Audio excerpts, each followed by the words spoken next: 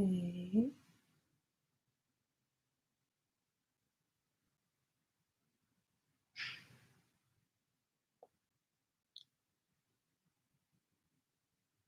Awesome. Okay, guys, we should be live.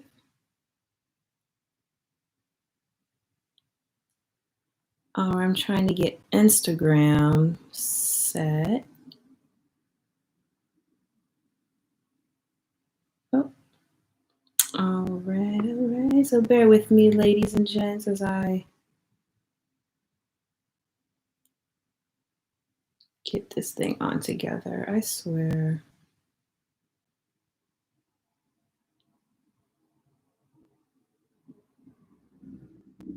All right.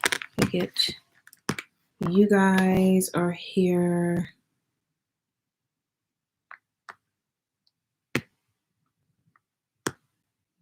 Okay, perfect.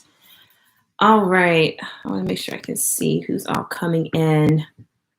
Okay, good. Yay! Hey guys! Hello. This is Tahiri Divine. You can find me on all my social sites as Tahiri Divine, also known as Diana, the Metaphysical Midwife, where we are here to up-level you in your spirituality, your finance, your mental health, all of that. We are here for the uprising of ourselves so that we can live our best life now. Okay, well, welcome to our first edition of Yoni Talk Wednesdays. So today is all about the ladies. We will be talking on our Yoni Talk today. This has been a conversation that's been overdue, and a series that's actually been overdue. I've been really looking forward to talk about this and really just open up the conversation for us women and to get together and let's talk about our yonis.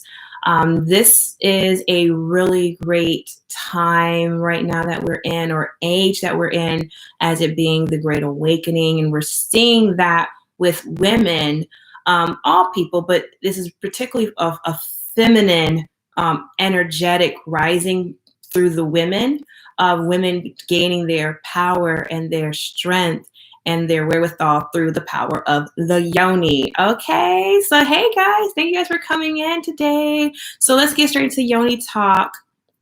So today I'll be featuring some Yoni eggs, but not just Yoni eggs just to be featuring them for you guys. I want to actually talk about the practice and talk about how this practice that is being reawakened into the conscious mind of society now, or humanity, I should say, and what this is doing for us as it pertains to this great awakening that's taking place, right?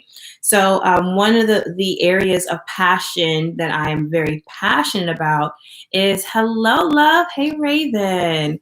Oh, goodness, good to see you.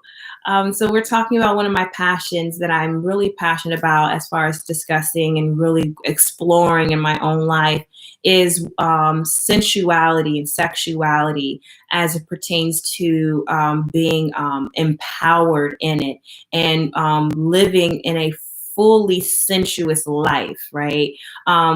Just and sensuous doesn't directly mean or is in direct conversation with sexuality. Although sexuality is sensual, sensuality doesn't always mean sex. So this conversation, as we're talking about yonis, it's going to really talk about being in tune with our senses as women and why this is really important to this, or why this is a pertinent conversation in this great rising, this great awakening that's been taking place with the feminine energy taking its throne and saying, hey, I'm empowered by this and I'm not afraid of this, right?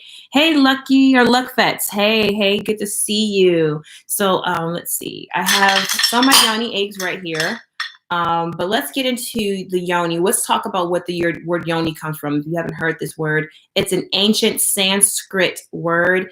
It roughly loosely means sacred seat or sacred place, and is pertaining particularly to the vaginal womb area. So without being like super graphic with you guys, but you guys know where your vaginal womb area is. So right there, that is considered to be the sacred seat of the Yoni.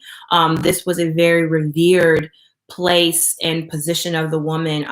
And we talk about the ancient days. Hey, Yummy. Hey. We talk about in the ancient days or days of antiquity of how women were honored and revered. And we're getting back into the look. Oh, thank you. Thank you. So we're getting back into the awakening of honoring and the feminine principle. So the feminine principle was once the main principle that was honored. And so the Yoni was highly respected, highly worshipped, to the extent of what we consider worship today, as far as bowing down, praising. I believe that was a part of what took place in Yoni worship, but it really just means to admonish and admire and honor and respect this area and what it does, what it represents, because it's in everything we see. It's everywhere. It's in fruits. If you look at a fruit, you see a Yoni. Or a vulva, right? If you look into nature, you'll find a Yoni or a vulva, flowers, plants. So it's always there. It's constantly in our face. And I think too, with that reminder that Mother Nature has given us of herself, reminding us of herself, I think what has taken place, or not think, I know what has taken place, is when we switched over to more of a patriarchal ideal, and instead of allowing the woman or the feminine or the female to be empowered in that Yoni power, it was more about controlling it. And so now controlling it, we see it being overhyped or oversexed.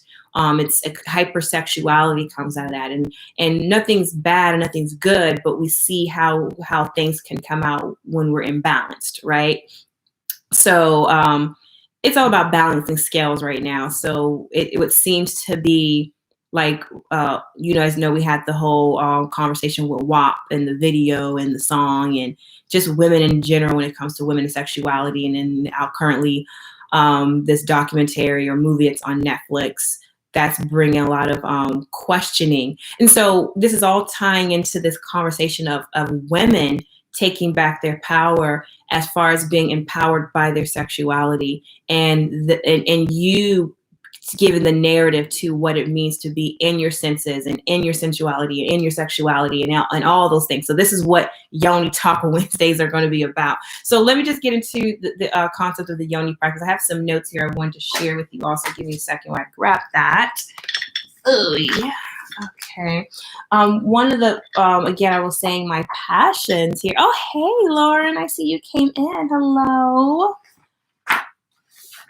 As it pertains to Yoni eggs, again, like I said, the ancient practice and what it is that really does it for me as far as why I embodied the practice or why I took this on. I shared in a video was I was really looking to be more in tune with myself. I was out of tune when it came to understand being not just sexual, because I understood sexuality. That wasn't an issue. I didn't have an issue with being sexual. I had an issue with being present. I was disassociated from the experience. So I got into the practice, or I learned about the practice, and I was like, okay, this is something for me to really connect with this area of my life, this sensuality, because I had a hang up when it came to sexuality, or more so being sensual. I'll say being sensual. So that was what really helped me and led me to it. And discovering this ancient practice, it allowed me to not just connect with my Yoni, it really allowed me to connect with myself. It was more so a practice of really just slowing down. Because I shared you guys, I'm fire. I have a lot of fire energy, so I move. And I like to spark and get things done. And with a Yoni practice, it's really intentional. It's not like you just stuff this thing up you and you keep it going. It's really slow. It slows you down. And for me, it didn't necessarily slow me down, but it made me become aware of how fast I move and how I'm not present. And in not being present has led me to really miss the journey, because sometimes we're so caught up in the goal that we don't really just enjoy the process, enjoy the journey. So that's what Yoni Eggs was able to do for me, as far as opening myself up to being more open to my senses. So let's talk about this connecting to yourself and connecting to your power. So we know our Yoni is associated to our chakra points, right? So we're familiar with chakras. I do have a chakra series on my channel if you guys want to go through that on my YouTube channel.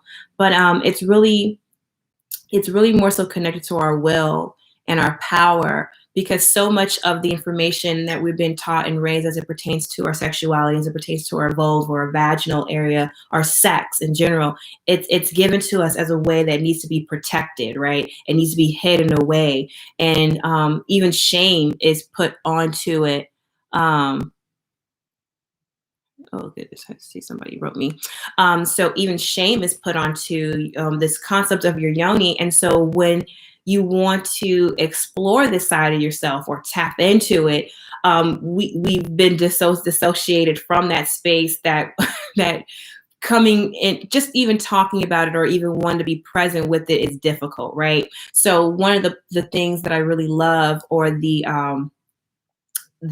energy that I really love about these crystals, is that it really helps stabilize that particular energy that you want to hold into yourself. So whether we talk about rose quartz, whether it's holding space for yourself for love, right?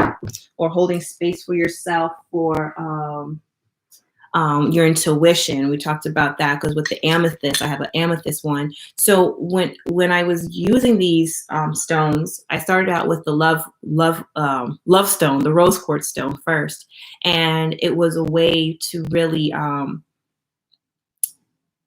it wasn't just about being present. It was really shadow work too. I didn't realize it was doing shadow work. I thought this was just something to help stimulate this area, to help me be more wow, wow, wow in the room, the bedroom, when in actuality, it led me into this whole path of presentness. If that's a word. Is presentness a word, y'all? Presence, just being present and enjoying my life, right? Because we get so caught up, or I know I do. I get caught up in the doing. I got to be here. I have to do this. I manage that. I do this. I run this. And so you're so used to being in your masculine energy of doing, telling you this, that, ordering, commanding, that we lose that essence, or if we're not really in that essence enough, we minimize that part of ourselves, our feminine part of ourselves, from really thriving, because we're so much in action doing. And for me, what I've learned in my practice of Yoni eggs is that my I won't use the word traumas, but yeah, my traumas came from survival, being in survival mode. So when you're in survival mode, you have to survive, you have to do this, you have to do that. You're just going, doing. You're not being present. You're not enjoying your journey. And I've had a lot of great accomplishments in my life that I didn't get to enjoy, because it's like, great, on to the next thing, right? Or it's never this slow down and rest, right? This retreat time. And being in my fullness of myself, I am now in a place where I allow myself to be both much masculine, as much or more in my feminine, and allowing it to really just be, and not to make excuses for it. I shared with you guys, like with crying, I wasn't a big crier. Like, that's not something I like to do. But I've been in that wave of allowing myself to allow the tears to flow. And in doing that, I recognized, wow, how healing and how light that feels. It feels light to be in my feminine energy, or it feels light to embrace that side of myself versus being so in that masculine form of doing, performing, and you want to strive to be the best, right? And all that is perfectly fine. Nothing's wrong with that, because we want it. We got to do that. That's how we got to operate. But we have to recognize, like, hey, there's a balance in this. And balance doesn't always mean 50-50. 80-20 is balance. 90-10 is balance. Whatever is what works for you and your measurements of your math in life, that's where we find our truth, and that's where we're able to find our path and what leads and works for ourselves. So in doing so, I was really able to be in tune with myself and be more clear-minded, right? And so when we're talking about this whole concept of the Yoni talk, we're really talking about being in tune with self and allowing yourself to be and not feel the need to have to perform or to have to be anything outside of what you just are. I hope you ladies get it. And I see some more people coming in. Hello. Hey, Energy Thrives. Hello, hello, hello. Good morning, Grind. Hello. So yes, but I see a few people. You guys have any questions for me? Let's go ahead and get into it. I can keep going on, and I don't mind going on because there's so much more to talk about. So I'm really excited about this series as far as it pertains to Yoni. So yeah, we'll be talking about the Yoni eggs. We'll also be talking about cycles. Hello, love. We'll also be talking about Yoni herbs, different properties of crystals. So this series will be every Wednesday, will be for us ladies. And then I know also too, so we can have some autonomy too and some privacy. We'll have some private group sessions too. I'm thinking about doing some private calls with just us so we can talk, because everybody don't want to talk everything on the internet. You want all your business on the streets, right? Perfect. Let's see. So I was really just going into the inner power. Let's see. Every time I worked with the Jade Yoni egg, I would always have it. I was going to just talk about that. Yeah. So that's another benefit of the Yoni eggs, especially with Jade. So be clear for everyone to know, the Jade egg or nephrite jade was the first Yoni egg that was ever used. And actually, it's one of the, I don't want to say one is the best, but I would say it's one of the bestest eggs to use, best practice eggs to use as pertains as how to clean it. Because again, you want to have the history of every crystal's different. Some crystals are more porous than others. Some are more solid and heavier than others. Like I have this rhodonite one, and this one's just really heavy. So if you're really into doing some grounding energy, this is already a very heavy stone itself. Versus rose quartz is naturally light. Even if you get a big one, it has a naturally light weight to it. So the composition, the chemical composition, all of it plays a factor. So as it pertains to the cycles, if you're looking to regulate your cycle, that incorporating a Yoni practice can help you regulate that. That's something I noticed in my practice, that I was able to regulate myself. I was more of a heavier cycle, and then I was able to, and I did other things to change my habits. My eating, my sleep patterns helped, but also incorporating the Yoni egg was able to help my practice. Oh, this y'all business, just checking in with you. Definitely. But yeah, so definitely. Let's see. One of the other great benefits of using a Yoni egg is for incontinence.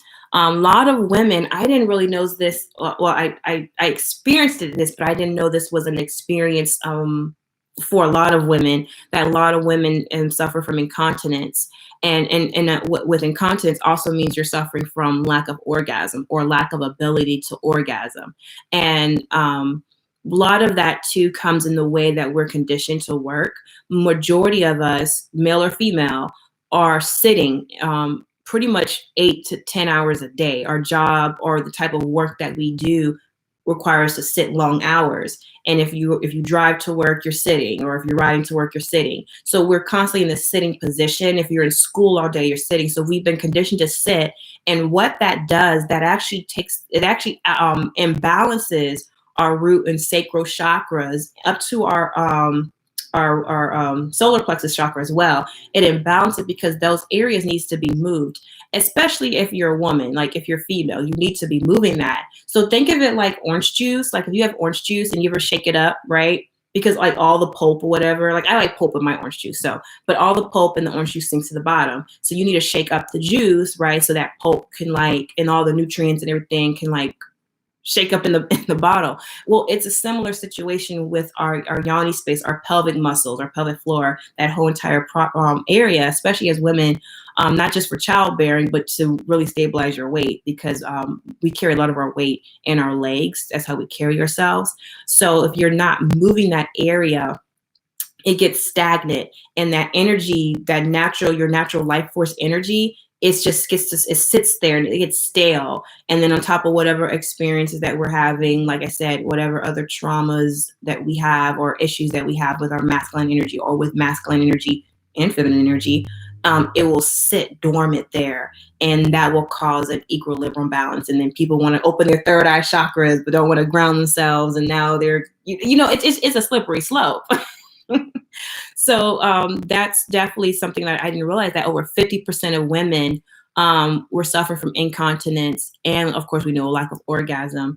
And so how that goes hand in hand, because building up those muscles, it builds up your confidence too. Because again, we have, I knew this. It's funny, the things that you know, but you don't put them into, what's the word?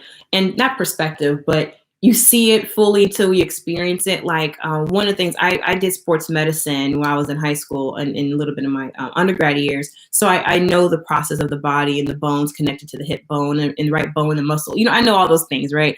But until you have to actually live it out in your own life, due to injury or whatever, and he's like, wow, you really see how interconnected the body really is. So just because, let's give an example, let's say you were in a vehicle accident, right?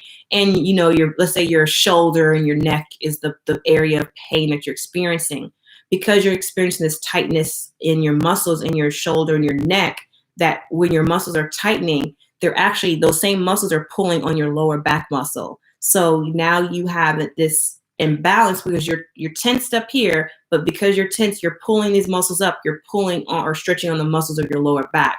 So it shows how everything's interconnected, nothing's separated from yourself. So you can't necessarily work on one chakra point and not think it doesn't affect the other.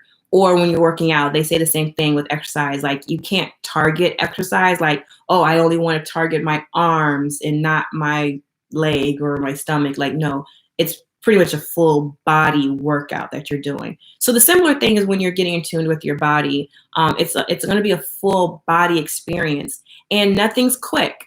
That's one thing I learned in my Yoni practice. It's not like you put it in you do some Kegel, what they call Kegel muscles, and you breathe and you're good. It's going to be a process before you see results, typically a month. Think of it, they say anything you do for 30 days is a habit. And it's the same thing with a Yoni practice. It's the same thing with magic. Everything just takes time.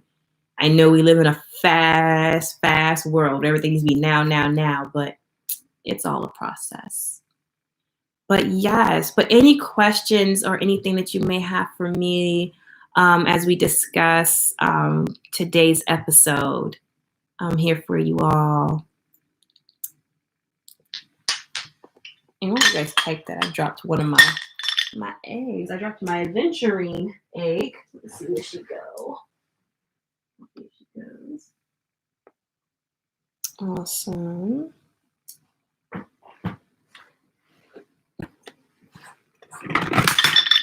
Oh, there goes my lighting.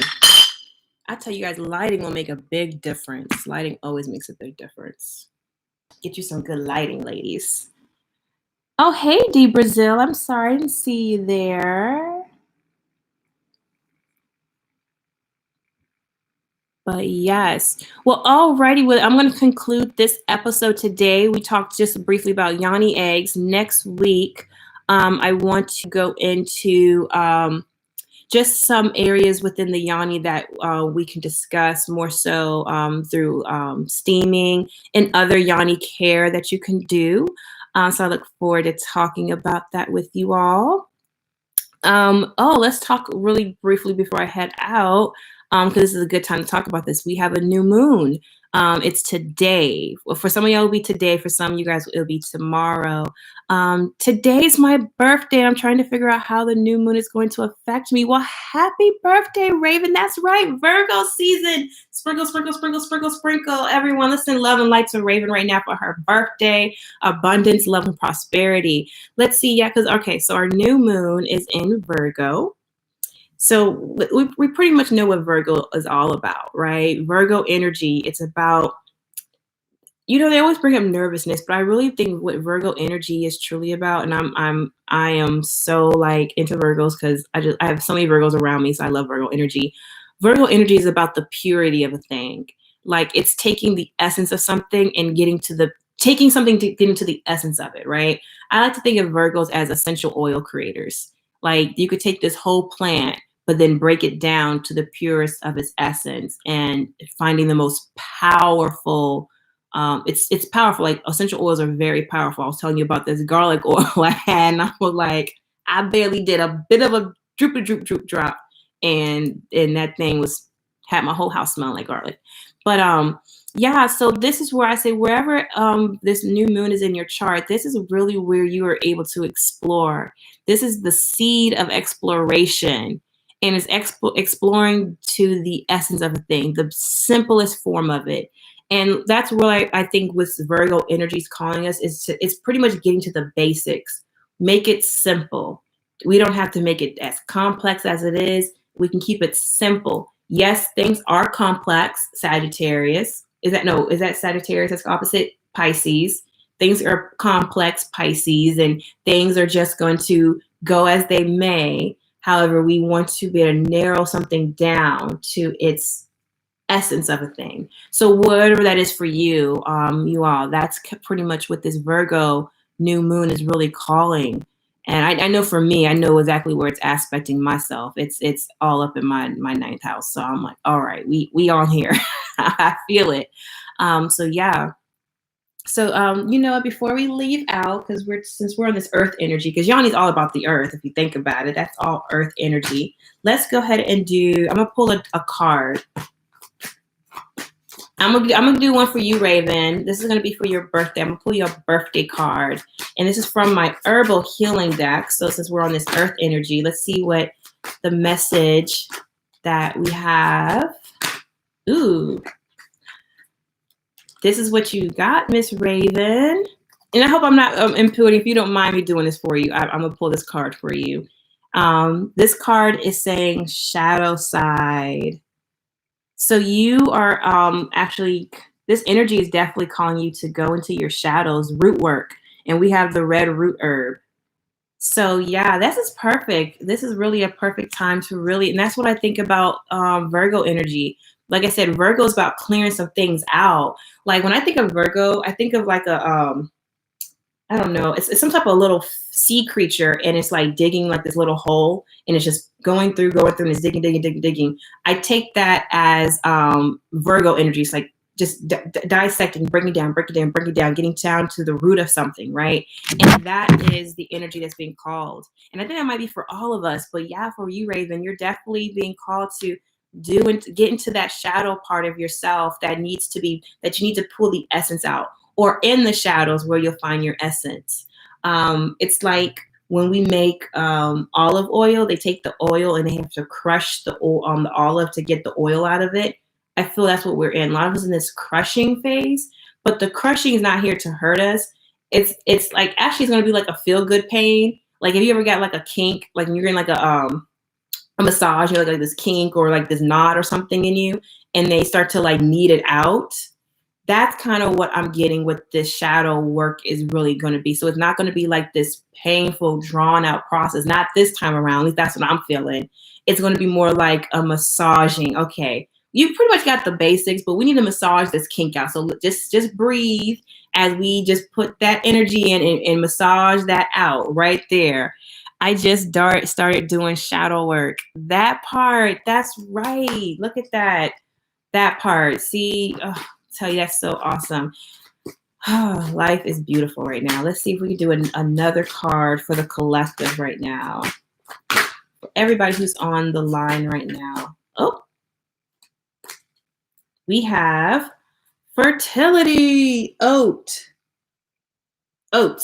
Fertility. You know what? This is a very fertile time, which makes sense because that is what this new moon is about. Fertility. It's about planting new seeds, allowing something to be birthed.